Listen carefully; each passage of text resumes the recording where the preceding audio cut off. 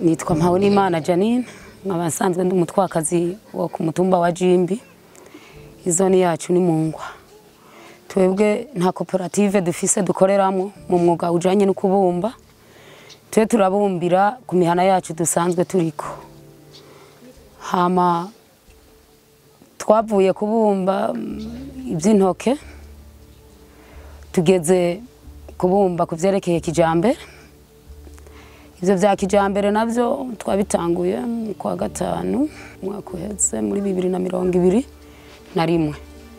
Umugwi wanje rero nakoresheje abantu 14 mwishira hamwe ryanje twagishe tera imbere mu bumvyi.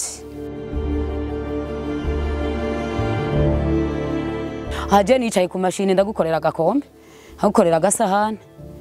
Ego nigihe ubaca irya gasekebuye yawe urashobora kungo mukantuma nkagakora ugashira hajya muri sara kugira madama azaraba nyene ati Janine umutwakazi akanako yakoze.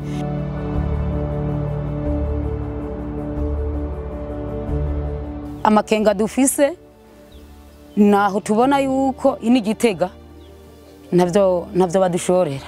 Sinzi kari kutabimenya akamaro kavyo.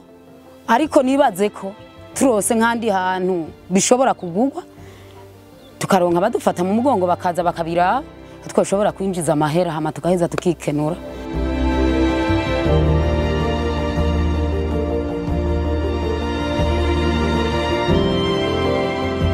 Kandi kazi turagashoboye, turarima, habonetse n'imyuga nta kintu umugabo akora umukenyezi wuba adashoboye. Kijya gihe tutabikora kwari gukumirwa ni bwa bwenge buke nakubwira kuko umugabo yakubwira ati wewe ntacu ushoboye, ariko ntiyaba yatweretse ikintu twoshobora gukora ngo apima arabe k'ico kintu ntagikora. Kwari kudukumira mugabo boho tugeze hari n'igihe usanga twanabasumbije ibikorwa ivyo bakora natwe ubutuje dufise umuvuduko turanabibarusha. Turubaka itafari turarishira ico gikorwa gikora abakenyezi kuko nta kintu na kimwe kurima turarima, turatemera ishamba, turagira ibintu nyene eka nyene umugabo yahora avuga ngo arabishoboye nta kintu na kimwe akora twe tudakora. Nibaze ko kwari kudukumira ubundi bwo turabishoboye kubikora.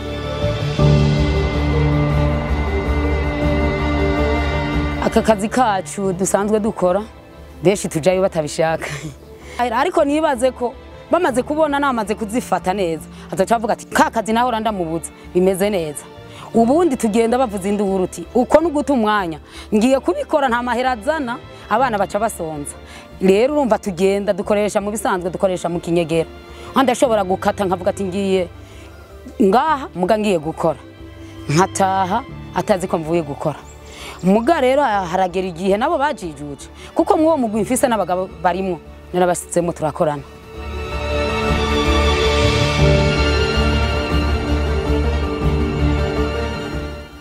Ico twoba turiko turakora kugira izo ngorane zihere, je nibaza ko hagati y'umugabo n'umugore kuko baramaze kubona yuko ivyo twakoze bishobora kutuzanira kazoza.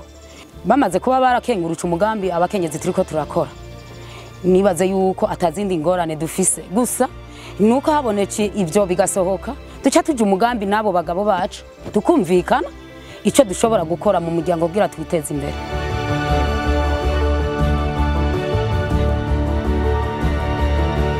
Urumva twebwe dushobora kuba urumva tumaze kuronka aho tubidandariza bigasohoka nta kibazo nta n'intambamyi na ntoyi dushobora kugira kuko urumva iki tukigurishije kiduhitike yo kugishikana aho hantu turiko turaronka iyo soko.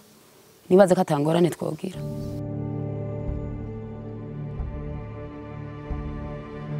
Baravuga nyene mugabo urumva mu bisanzwe bamaze kubona dukora ivyo vya kijambere cyavuga ati twasiri muce abarona babanyi tuba tubana ubu bikorerera ibintu by'amafaranga.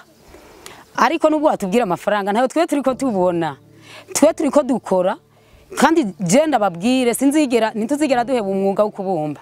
Ivyo turobikora bituzanira amahera twisahirize, nibindi tubikore biduha imfungurwa zo gufungurira abana mu gihe tutaba turashikira ivyo twakoze. umugabo wanje kubera mwaje ibindazi mu bishikana kure iyo ari hiyo ashobora kumbona akavuga ati burya naho namutaye je ninageze ku rundi rwego kuko ico gihe yagiye twapfuye aya mashira hamwe nyene ndimo ku ico gihe nari kwiga ivyo n'ihinduru zace zitangura kuvyuka zitanguye kuvyuka cyaba imishwano ati sinagiye kwiga ibintu nyene urumva cayibaza ngira ibindi bintu abagabo urazi kuntu bimeze maze gutaha atatangura gushwana ibintu bikomeye birakomera kugeza hatu urugo aragenda acavuga ati genda guheba iryo shira hamwe wiguze gukora ivyo bintu je ndamwereka ndamubwira ati hari kera aho umukenyezi yugaranirwa mu nzi ubu je sinkiri ikapo ubu hubwo igifungu cyaramvuye ku maso ngo mananje nje imbere ntera imbere kandi uzosanga ndagutejeje imbere kandi uri umugabo abagabo bose ni kubimvisha neza ko tugiye gukora twiteza imbere byo gusegerereza bihave